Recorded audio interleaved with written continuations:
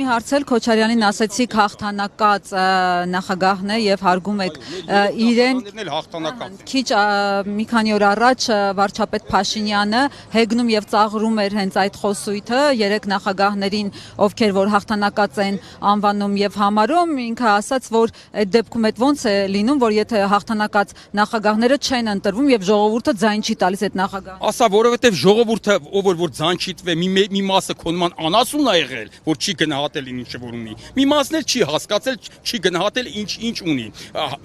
ես չեմ ասում իրանք ընտրվել են տեսեք ես կյանքում չեմ ասի որ իրանք այո արդար ընտրվել են բայց իրանք հաղթանակած նախագահներ են ու ոնց էլ որ ընտրությունները եղել է կեղծվել են թե ինչ են եղել համենայնպես իրանք նախագահ լինելու պարագայում ենք հաղթել եթե թողեին այդ իր ասած արդար ընտրությունը տեսանք էլի անասունին ընտրում տուպոյին ընտրում եթե մի մարդ չի կարող գնահատի դա այդ համար էլ այսօր ընկան այսինքն ձեր ասելով 680,000 անասուն է եղել մեր երկրում։ Եմ ուզում վիրավորեմ, մի մասը չհասկացող, մի մասը անասուն, մի մասը դավաճան,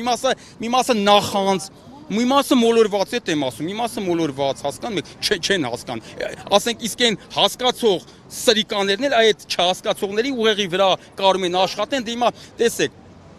Ռիփսիմետ ջան, ես ասենք չեմ հասկանում, եթե մաթեմից չեմ հասկանում։ Օրինակ, թեպետ ես շատ լավ եմ հասկանում, օրինակ, էլի մարդ եմ, անգրագետ մարդ եմ։ Երկու մաթեմատիկոս վիճում են, կամ մի հատ հզոր Վիկտոր Համբարձումյանը մի հատ անասունի հետ վիճում է։ Եթե ես ֆիզիկա չգիտեմ, աստղագիտություն չգիտեմ, ես չեմ կարող ջոգեմ ովա ճիշտ։ Հիմա մեր ժողովուրդը այդ մոլորիալ հատված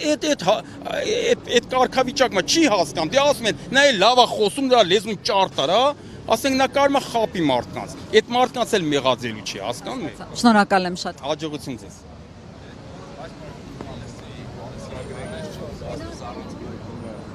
Գործի օրակարգի շուրջ միասնական է, դա միայն ողջունելի է, դա այս միասնականությունը պետք է երկու ձեռով փայփայենք, շատացնենք,